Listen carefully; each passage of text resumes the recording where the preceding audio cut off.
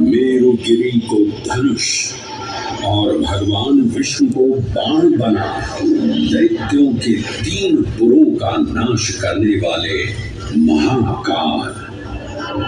वो महाकाल जो तीनों लोकों में विद्यमान सभी शिवलिंगों में प्रधान है।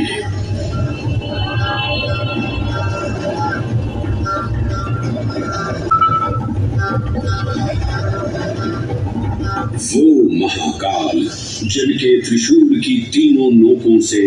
काम, क्रोध और लोभ पर नियंत्रण होता है,